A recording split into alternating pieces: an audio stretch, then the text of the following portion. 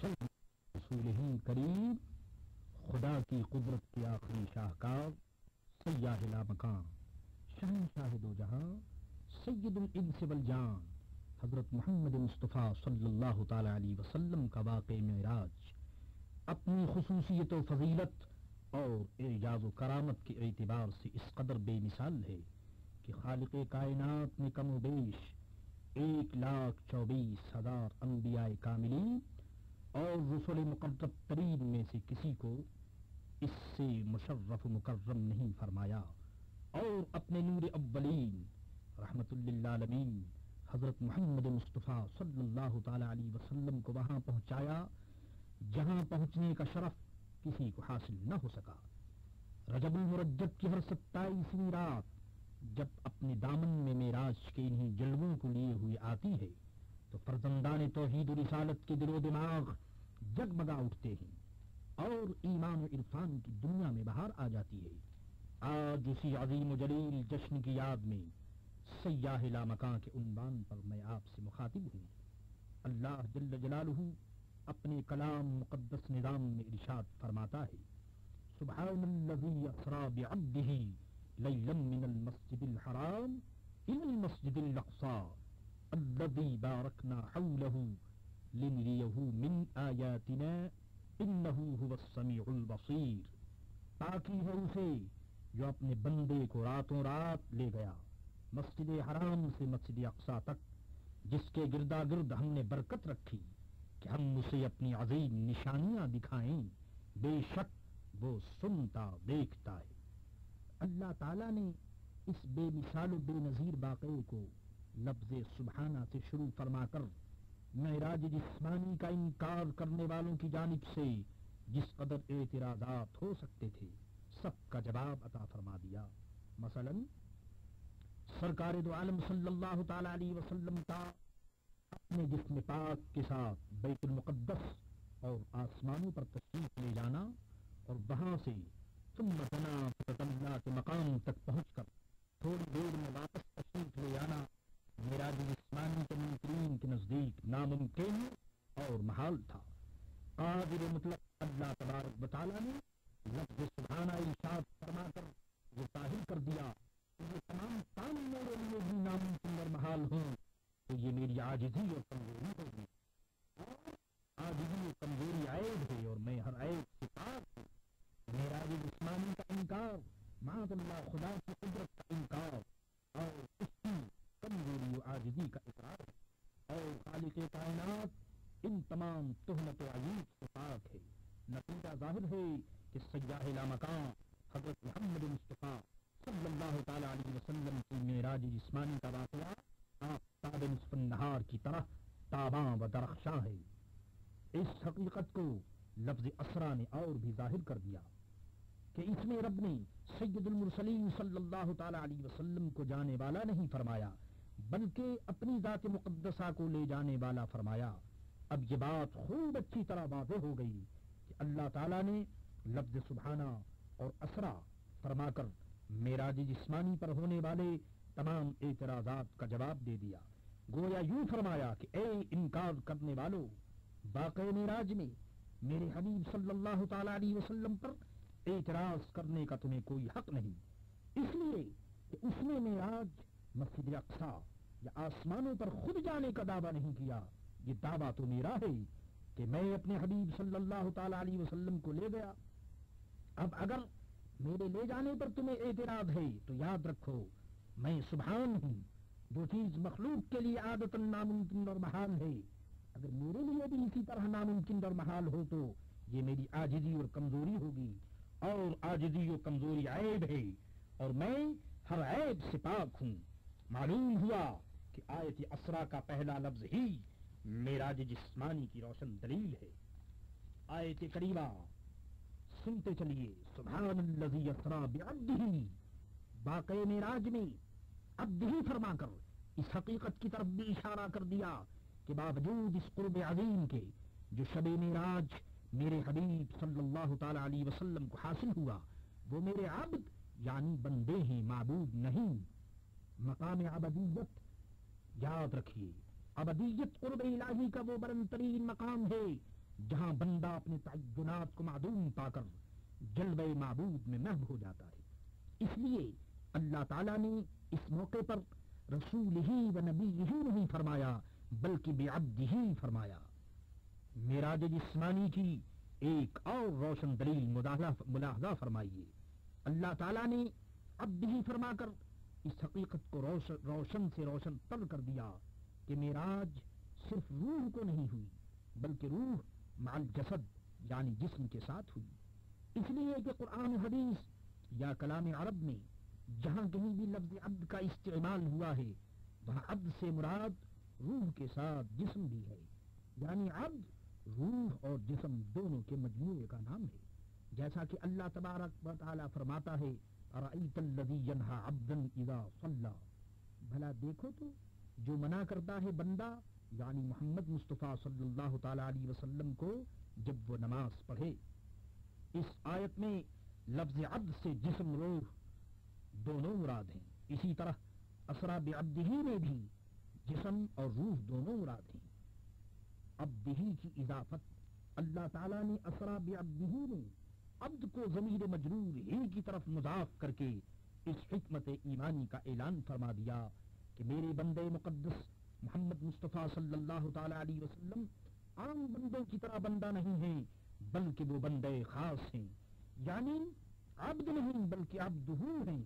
حکیم مشرق علامہ اقبال نے اسی مفہوم کو اس شعر میں ظاہر کیا ہے، عبد دیگر عبدہ چیز دیگر او سراپا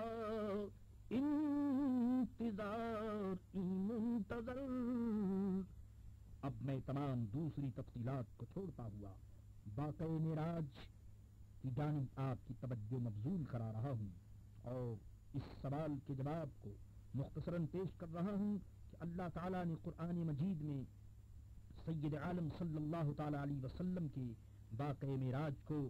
صرف مسجد حرام سے مسجد اقصی تک بیان فرمایا اور معراج آسمانی کا ذکر صراحتاً کیوں نہیں فرمایا؟ تو اس حکمت کی جانب غور فرمائیے کہ آیت کریمہ میں مسجد اقصی کا ذکر خصوصیت کے ساتھ اس لیے ہے کہ کفار قریش مسجد اقصی دیکھ چکے تھے اور انہیں اس کے متعلق پوری معلومات حاصل تھی، اس لیے انہوں نے واقعہ معراج کا انکار کرتے ہوئے سرکار دو عالم صلی اللہ تعالی علیہ وسلم سے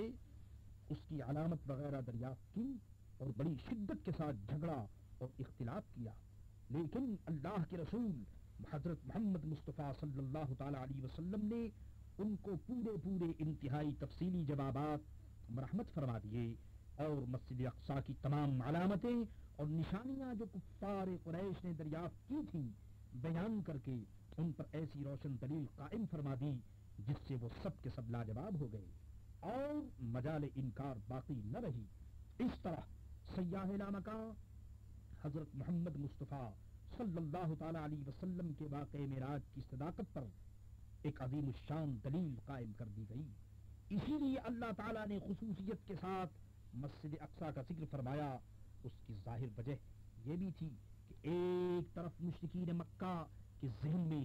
مسجد اقصی کی تمام علامتیں محفوظ تھیں تو دوسری طرف انہیں اس بات کا یقین تھا کہ حضرت محمد مصطفیٰ صلی اللہ تعالی علیہ وسلم نے مسجد اقصی کبھی نہیں دیکھی۔ جب انہوں نے سنا کہ سرکار دو عالم صلی اللہ تعالی علیہ وسلم مسجد اقصی جانے اور معراج فرمانے کا حال بیان کر رہے ہیں تو انہوں نے سوچا کہ اس سے بہتر حضور صلی اللہ تعالی علیہ وسلم کو معاذ اللہ جھٹلانے کا موقع ہاتھ نہیں آ سکتا۔ آسمان وغیرہ تو ہمارے دیکھے ہوئے نہیں ہیں جن کی علامتیں اور نشانیاں ہم ان سے دریافت کریں، لیکن مسجد اقصی کا نقشہ تو ہمارے ذہن میں محفوظ ہے۔ بس ہمارے لیے سوال کرنے کا یہی بہترین ذریعہ ہے۔ اگر محمد عربی صلی اللہ تعالی علیہ وسلم مسجد اقصی کے متعلق ہمارے سوالات کا جواب نہ دے سکے تو معاذ اللہ ان کا دعویٰ خود بخود جھوٹا ہو جائے گا، لیکن ان کی یہ تمام خیالی عمارتیں اس وقت گر کر چکنا چور ہو گئیں جب ان کے سوالات کے جوابات سرکار دو عالم صلی اللہ تعالی علیہ وسلم نے صحیح ارشاد فرما دیے اور مسجد اقصی کا پورا نقشہ کھینچ کر ان کے سامنے رکھ دیا۔ اس طرح محمد صادق الوعد الامین صلی اللہ تعالی علیہ وسلم کی صداقت آفتاب سے زائد روشن ہو گئی۔ جب محبوب رب العالمین صلی اللہ تعالی علیہ وسلم کا مسجد اقصی تک جانا سچا ثابت ہو گیا تو آسمانوں کی معراج بھی سچی ثابت ہو گئی، اس لیے کہ جس طرح آسمان پر جانا محال ہے، اسی طرح رات کے تھوڑے سے حصے میں مکے سے مسجد اقصی جا کر واپس آ جانا بھی محال ہے۔ جب یہ جانا اور آنا محال نہ رہا تو آسمانوں پر جا کر واپس آنا ان کے لیے کیوں کر محال رہ سکتا ہے؟ اس مختصر تفصیل سے یہ بات واضح ہو گئی کہ مسجد اقصی کا ذکر صداقت معراج کی دلیل اس لیے بن گیا کہ منکرین مسجد اقصی دیکھ چکے تھے۔ اب اگر مسجد اقصی کی طرح آسمانوں کا بھی ذکر تفصیل سے کر دیا جاتا تو وہ اس عظیم الشان واقع معراج کی سچائی کے لیے دلیل نہیں بن سکتا تھا، کیونکہ منکرین معراج نہ کبھی آسمان دیکھے تھے اور نہ ان کے ذہن میں وہاں کی کسی چیز کا تصور تھا۔ اس لیے وہ اگر آسمانوں کی کوئی بات یا نشانی دریافت کر لیتے اور حضور صلی اللہ تعالی علیہ وسلم ان کو بتا دیتے تو پھر بھی ان کے حق میں سرکار دو عالم صلی اللہ علیہ وسلم کا بتانا مفید نہ ہوتا اور واقع معراج کی تصدیق کے لیے کوئی دلیل بھی قائم نہ ہوتی، کیونکہ وہ آسمان اور ان کی معلومات سے بے خبر تھے۔ اب سامعین نے یقیناً اندازہ فرما لیا ہوگا کہ اسی حکمت کی بنا پر اللہ تعالیٰ نے آسمانی معراج کا ذکر تفصیل کے ساتھ نہیں فرمایا، بلکہ لنریہ من آیاتنا میں اجمال کے ساتھ اسے بیان فرما دیا تاکہ مسجد اقصی کی طرف حضور کا لے جانا ان کو آسمانوں پر لے جا کر وہاں کی نشانیاں دکھانے پر دلیل قائم ہو جائے۔ خلاصہ یہ کہ آیت کریمہ میں سرکار دو عالم صلی اللہ علیہ وسلم کے تمام سفر معراج کو 3 مرحلے میں الگ الگ بیان کر دیا گیا ہے۔ پہلا مرحلہ مسجد حرام سے شروع ہو کر مسجد اقصی تک ختم ہو جاتا ہے۔ دوسرے مرحلہ کا بیان لنریہ من آیاتنا میں وارد ہے اور تیسرے مرحلہ کا بیان انہ هو السمیع البصیر میں موجود ہے۔ اس اجمال کی تفصیل یہ ہے کہ سیاح لامکان سید المرسلین صلی اللہ تعالی علیہ وسلم مسجد حرام سے چل کر مسجد اقصی پہنچے اور مسجد اقصی سے آسمانوں پر جلوہ گر ہوتے ہوئے عرش الہی تک تشریف لے گئے، پھر عرش الہی سے جہاں تک اللہ نے چاہا آپ جلوہ افروز ہوئے اور زمان و مکان بلکہ عالم امکان کی قیود سے بالا تر ہو کر اللہ تعالیٰ کے قرب خاص سے مشرف ہوئے اور رب کا جمال اپنے سر اقدس کی آنکھوں سے بے حجاب دیکھا۔ مندرج بالا تفصیل کی لذت ابھی تازہ ہے، اسی روشنی میں حدیث معراج بھی سماعت فرماتے چلیے۔ بخاری شریف میں ہے سرکار دو عالم صلی اللہ تعالی علیہ وسلم نے اپنے صحابہ سے شب معراج کی کیفیت اس طرح بیان فرمائی کہ میں حتیم کعبہ میں تھا، یکایک میرے پاس ایک آنے والا آیا اور اس نے میرا سینہ یہاں سے یہاں تک چاک کیا۔ راوی کہتا ہے میں نے جارود سے پوچھا، وہ میرے قریب بیٹھے ہوئے تھے، کہ یہاں سے یہاں تک کا کیا مطلب ہے؟ انہوں نے بتایا حلق سے لے کر ناف تک۔ رحمت للعالمین صلی اللہ تعالی علیہ وسلم نے ارشاد فرمایا، پھر اس آنے والے نے میرا سینہ چاک کرنے کے بعد میرا دل نکالا، پھر میرے پاس سونے کا ایک تشت لایا گیا جو ایمان و حکمت سے لبریز تھا۔ اس کے بعد میرا دل دھویا گیا، پھر وہ ایمان و حکمت سے لبریز ہو گیا، پھر قلب مبارک کو سینے اقدس میں اس کی جگہ رکھ دیا گیا۔ اس کے بعد میرے پاس ایک جانور سوار ہونے کے لیے لایا گیا جو خچر سے نیچا اور گدھے سے اونچا تھا۔ جارود نے حضرت انس سے پوچھا کہ اے ابو حمزہ، کیا وہ براق تھا؟ حضرت انس نے فرمایا ہاں۔ بخاری شریف کی یہ روایت بہت طویل ہے، لہذا یہاں سے اس کا اور مسلم شریف کی بعض روایت کا خلاصہ پیش کر رہا ہوں کہ سرکار دو عالم صلی اللہ تعالی علیہ وسلم مسجد اقصی اور آسمانوں سے گزرتے انبیاء کاملین کو اپنی ملاقات سے مشرف فرماتے ہوئے جلوہ آرائے عرش ہوئے اور پھر وہاں سے مقام دنا فتح اللہ پر فائز ہو کر رب العالمین کے جمال کا اپنی آنکھوں سے مشاہدہ کیا۔ اسی طرح محبوب دو عالم صلی اللہ تعالی علیہ وسلم دیدار خداوندی کے اس عظیم و جلیل اور خصوصی فضیلت سے نواز دیے گئے جس فضیلت و رویت کے متعلق سوال کرنے پر حضرت موسیٰ علیہ السلام کو لن ترانی فرما دیا گیا تھا۔ اس مقام پر حضرت امام احمد رضا خان قادری کا شعر بے ساختہ زبان پر آ رہا ہے: تبارک اللہ شان تیری تجھی کو زیبا ہے بے نیازی، کہیں تو وہ جوش لن ترانی اور کہیں تقاضے وصال کے تھے۔ ابھی حدیث معراج میں آپ سن چکے ہیں کہ سرکار دو عالم صلی اللہ تعالی علیہ وسلم کا سینے مبارک چاک کیا گیا۔ اس میں بے شمار حکمتوں کے علاوہ ایک روشن ترین حکمت یہ بھی ہے کہ یہی سینے مبارک کا چاک کیا جانا حیات النبی کی درخشاں دلیل بن جائے۔ چنانچہ یہ بات ہمارے مشاہدے میں آتی رہتی ہے کہ روح کے بغیر جسم میں حیات نہیں ہوتی، اور روح کا مقام انسان کا دل ہے، لہذا جب کسی انسان کا دل اس کے سینے سے باہر نکال دیا جائے تو وہ زندہ نہیں رہ سکتا، لیکن تاجدار دو عالم صلی اللہ تعالی علیہ وسلم کا دل سینے اقدس سے باہر نکالا گیا، پھر اسے شگاف دیا گیا، اور اس میں وہ جمع ہوا خون جو جسمانی اعتبار سے دل کے لیے بنیادی حیثیت رکھتا ہے اس کو صاف کر دیا گیا۔ اس کے باوجود اللہ کے محبوب حضرت محمد مصطفیٰ صلی اللہ تعالی علیہ وسلم بدستور زندہ رہے، جو اس بات کی روشن دلیل ہے کہ روح مبارک کے قبض کے بعد بھی حضور صلی اللہ تعالی علیہ وسلم زندہ ہیں، کیونکہ جس کا دل بدن سے باہر ہو اور پھر وہ زندہ رہے تو اگر اس کی روح قبض ہو کر باہر ہو جائے تو وہ کیسے مردہ ہو سکتا ہے؟ اور اس سے یہ بھی معلوم ہو گیا کہ ہر آدمی زندہ رہنے میں اپنی روح کا محتاج ہے، مگر حضرت محمد مصطفیٰ صلی اللہ تعالی علیہ وسلم اپنی حیات ظاہری میں بھی روح کے محتاج نہیں۔ یہی وہ حقیقت ہے جس کا اقرار آج تک دنیا اسلام کرتی چلی آ رہی ہے کہ نور مجسم حضرت محمد مصطفیٰ صلی اللہ تعالی علیہ وسلم عالم بشریت سے متعلق ہونے کے باوجود ایسے بے مثال بشر ہیں کہ عالم بشریت میں ان کا کوئی جواب نہیں ہے۔ ابھی آپ کا ذوق سمع تازہ ہے، یہ بھی سنتے چلیے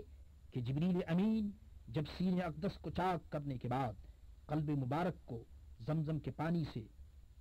دھویا تو فرمانے لگے: قلب صدید فیہ عینان تبصران واذنان تسمعان، یعنی سرکار دو عالم صلی اللہ تعالی علیہ وسلم کا دل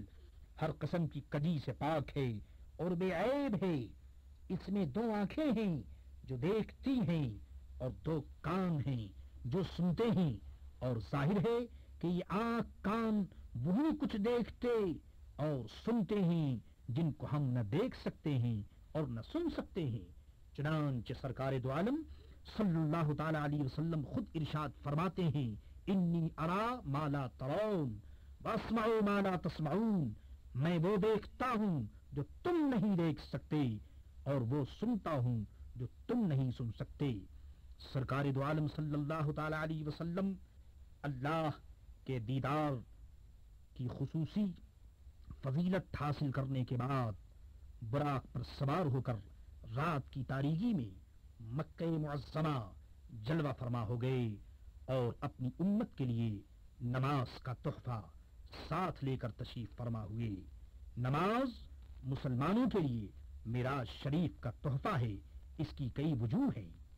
خدا کے دربار میں حاضری معراج کا نقشہ ہے۔ نماز معراج شریف کے موقع پر فرض ہوئی۔ التحیات میں معراج کے انوار و تجلیات پائے جاتے ہیں۔ اس کی تفصیل یہ ہے کہ رسول اللہ صلی اللہ تعالی علیہ وسلم کی معراج تو یہ تھی کہ آپ اللہ کے دیدار سے مشرف ہوئے اور جمال خدا بندی کو بے حجاب دیکھا،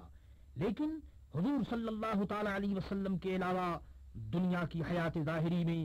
جسمانی آنکھوں سے اللہ تعالی کا دیدار کسی کو نہیں ہو سکتا۔ اس لیے ہماری معراج حضور صلی اللہ تعالی علیہ وسلم تک پہنچ جانا ہے، اس طرح کہ ہم کو محبوب رب العالمین صلی اللہ تعالی علیہ وسلم سے اتنا قرب ہو جائے کہ ہم اس دنیا میں بحالت بیداری حضور علیہ الصلوۃ والسلام کا جمال مبارک اپنی آنکھوں سے دیکھ لیں۔ اسی حکمت کے لیے تشہد میں السلام علیک ایھا النبی ورحمۃ اللہ وبرکاتہ کے الفاظ رکھے گئے ہیں۔ یہ بات بھی یاد رکھیے کہ نماز میں اگر کوئی قصد و ارادہ کے ساتھ غیر اللہ کو پکارے یا بلائے تو نماز فاسد ہو جاتی ہے، مگر نبی صلی اللہ تعالی علیہ وسلم کو نماز میں خطاب کے ساتھ پکارنا واجب قرار دے دیا گیا ہے۔ معلوم ہوا کہ مومن نماز کی حالت میں سرکار دو عالم صلی اللہ تعالی علیہ وسلم کی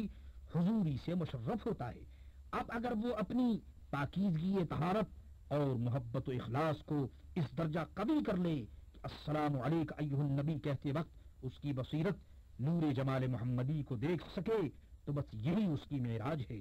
کیونکہ سیاح لامکان حضرت محمد مصطفیٰ